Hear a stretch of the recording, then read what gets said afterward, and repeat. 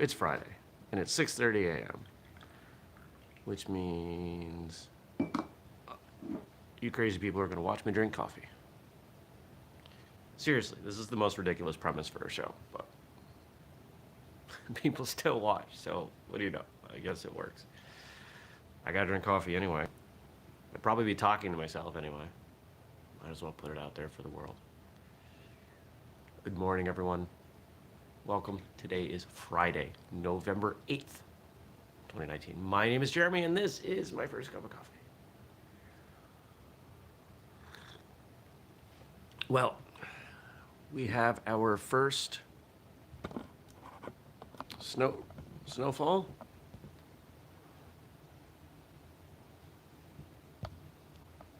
Thought I'd show you all. Yeah. Winter's starting. Winter's here. We can make a whole bunch of Game of Thrones winter is coming jokes, but it's here. I don't care if the calendar says it's fall for another 90 days, a month and a half, 6 weeks. Yeah, just about. It's here. It's here now. It's not going away. Probably ever. Right around February or March each year, I'm convinced that winter will never go away because it just seems like it's been here for so long.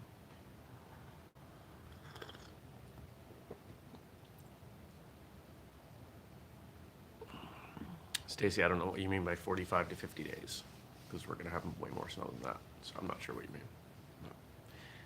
I do want to give a shout out to everyone driving yesterday for not being an idiot. They all drove very slowly, which was fine. I got home in great time. I was at a meeting in Burlington, which for those of you who don't live around here know where Whistlekick is based. That's about a 45-minute drive.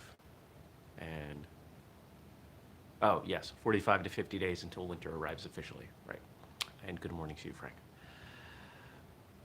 But since everyone was on the highway doing 50, because, oh no, there was frozen water coming down and not accumulating or doing anything other than becoming water on the road, they decided to drive very, very slowly. For those of you who don't live in an area where it snows, these very same people, by the end of winter, will be driving 85 miles an hour when they shouldn't. It's ridiculous. But it is what it is. So it's Friday. I'm pumped. I'm glad. My day will end around midday. I've been doing more and more work on Sunday, and that's been allowing me to take some time off on Friday and start my weekend a little earlier. And the work on Sunday isn't so much that it kills Sunday, but it spreads it out a little bit, which doesn't feel like a bad thing. Yesterday, I mentioned there was a big meeting. Big meeting went great. Bottom line, secured what might be the last loan I need. And starting next week, we'll be ordering more product. It's not going to be a ton of everything because I know what has to be done differently this time. But if you are someone who's been waiting for foam sparring gear, we have a path forward finally. So be patient.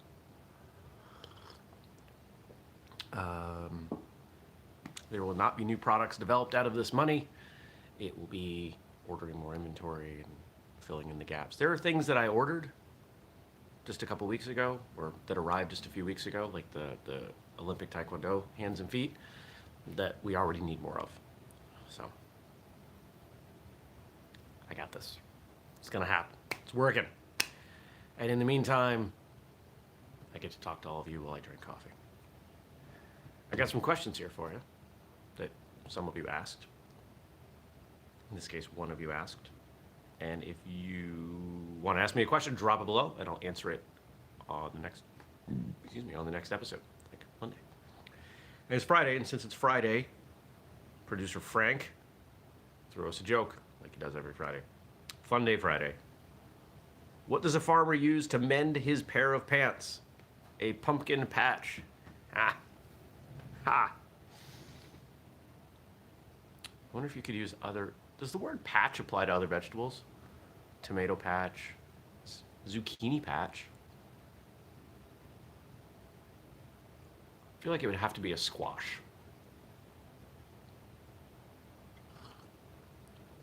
Anything else is just garden. Oh, look at you, Frank. You're awake. Cabbage patch. Brilliant. Brilliant. All right, let's go with these questions. It has been said, I've learned that people will forget what you said, people will forget what you did, but people will never forget how you made them feel. Maya Angelou. What do you think? Totally agree. And here's a good test. Is there someone from your childhood whom you dislike and you don't remember why? I think most of us say yes. There are children from my childhood that or people now. There are people from my childhood that I did not get along with. I don't remember why. I don't remember what they said. I don't remember what they did. But 30 years later, I still have no desire to be around them.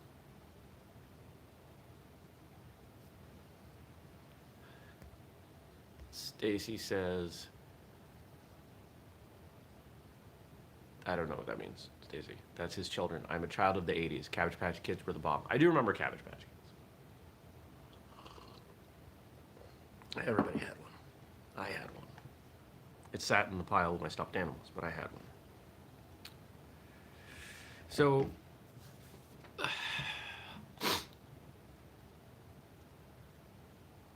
emotional memory is pretty powerful.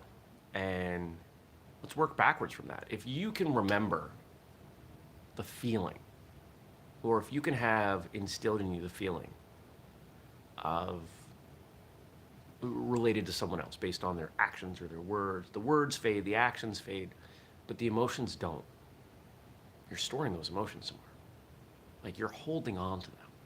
Now, I'm not going to say that, you have to get rid of them or that they're unhealthy, but just recognize that they're lodged in there somewhere. And you might want to try to get rid of them, right? It might be worthwhile. Now, when you think about things in terms of now, quite often we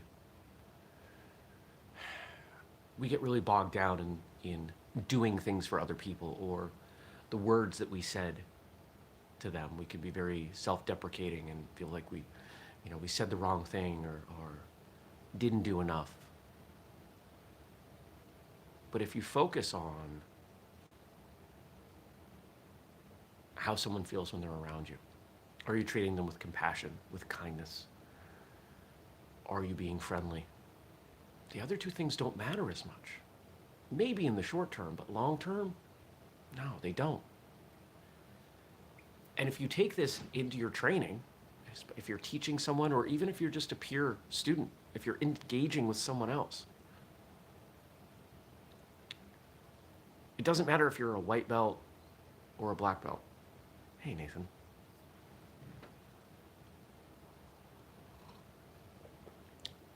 If you're treating those people around you in that way, in such a way that it makes them feel good about being around you, and it's genuine, other things fall in line. I've talked about how if you're teaching things, you got to lead with having fun. Well, that's that feeling. People are having fun. They're going to remember having fun with you. They're going to want to repeat that process, that experience of having fun, of being around you. And if you happen to be teaching martial arts, they're going to want to do that too.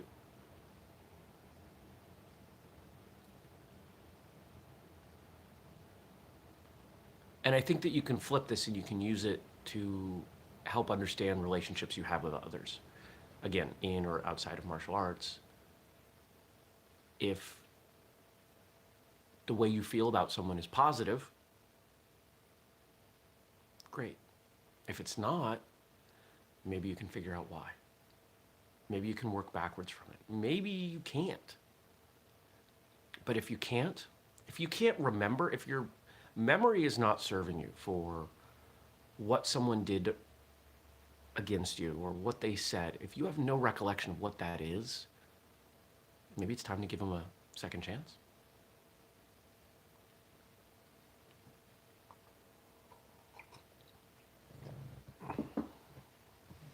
Next question.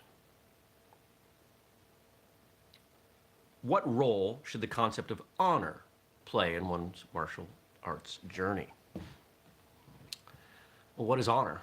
Honor is holding to a code. And we all have a code. Some of us have code that is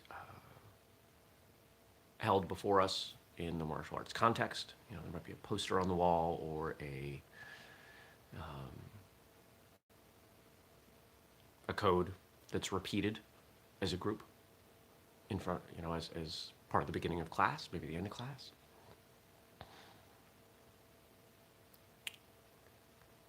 Honor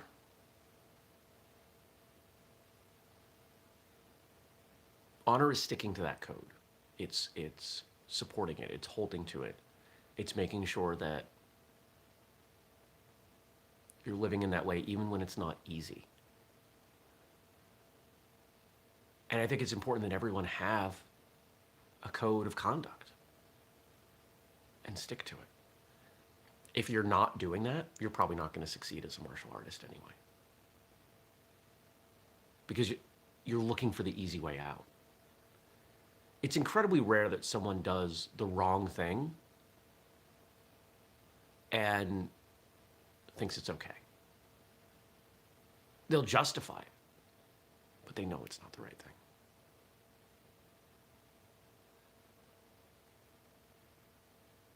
And that right or wrong comes based on an understanding of code of conduct and thus honor. If you can't do the hard work to be a good person inside, outside of training, you're not going to do the hard work to keep moving forward and progress as a martial artist.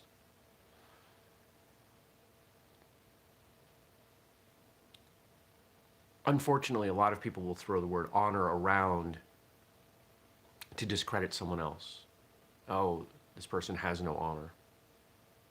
Just because you disagree with something that they've done doesn't necessarily mean they're dishonorable. What if your expectation of their action and their understanding of your expected action are different? Doesn't necessarily mean they're doing something dishonorable. It means they're making a different choice. But that word honor is so supercharged that it can really have an impact.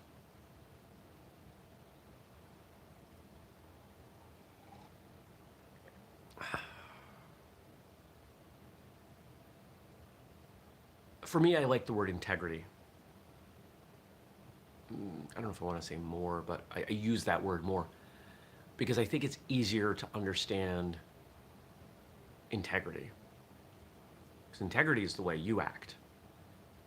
Honor, and maybe I'm not getting a dictionary definition correct, but in my mind, honor has to do with other people and the way other people see your actions. Integrity is really cut and dry. You know whether you're acting with integrity. Other people might not know. And I think integrity is as close to objective as we get in our lives, because so much of what we do is gray. It's really hard to find black and white. And I'm not saying integrity is black and white, but I know when I'm doing the right thing and when I'm doing the wrong thing, when I'm acting with integrity and when I'm acting without integrity. And I suspect all of you do too. It should be the goal of every human being, especially martial artists, to act with integrity, to be honorable as often as possible, as close to 100% of the time as possible. It takes a lot of work. 90% of the time, it's easy. The rest of the time, it's challenging. And some of that 10%, it's incredibly challenging.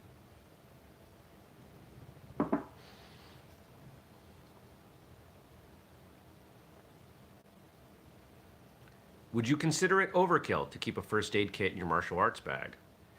If not, what should the first aid kit contain? Not overkill at all. Everybody should have a first aid kit all over the place.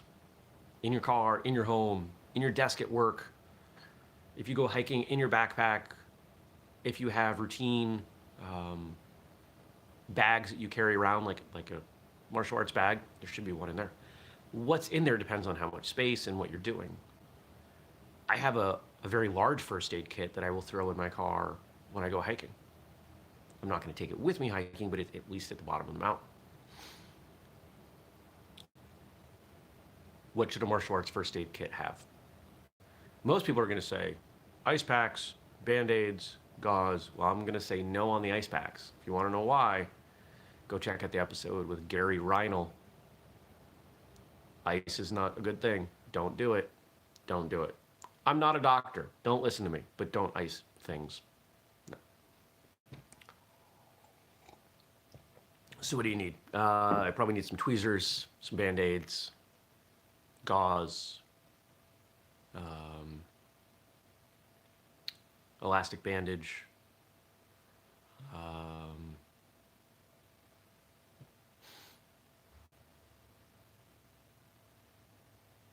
ibuprofen.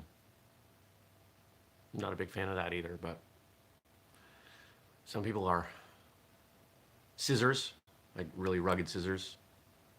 You might need to cut somebody's uniform off.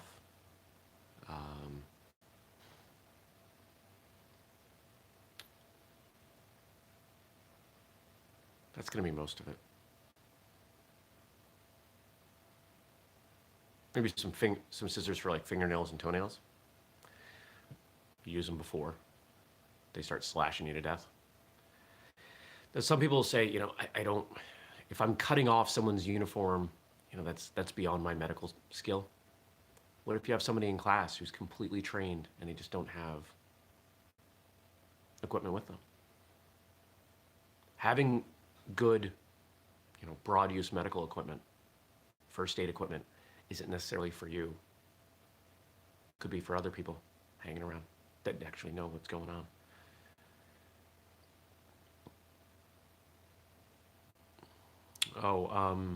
I forget what the technical name is, but smelling salts, if somebody passes out. Flashlight for check-in dilation. I don't have a lot of medical training because unfortunately most medical training comes with a lot of really gross pictures. My stomach does not do well with those. So, yeah. I mean, the number one thing you need as a medical kit is a finger to dial 911. Because unfortunately, we still live in a fairly litigious society, and you got to be careful how much attention you give people. The first thing you should do if somebody needs anything of substance is to call 911 or have someone else call 911 and do what you've got to do. I mean, I'd rather be sued and have somebody be alive than have them die on my watch.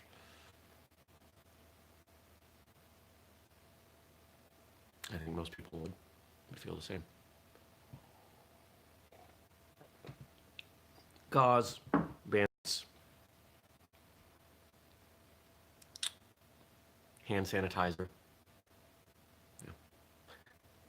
I can see the people watching just like drop it off. That's fine. That's fine. You don't have to like everything that I'm talking about. I appreciate everybody coming and watching even for a little while. So that rounds up the questions. If you want to ask a question, drop it below. I'll answer it on the next episode. Homework. Here's your homework. I want you to have a medical kit in your bag. It can be really simple. It can be the cheap $10 one you pick up at the store. You throw it in your bag. It's better than nothing. Anything is better than nothing in that case. If you don't have one in your car, you really should have one in your car. And if you have zero medical training, you should probably get a little bit.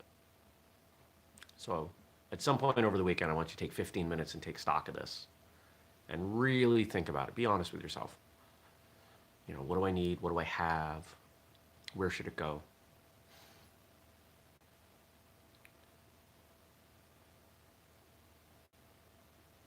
Yeah, there's your homework. Don't forget, subscribe, notifications. This show comes out every weekday morning, 6:30 a.m. Eastern.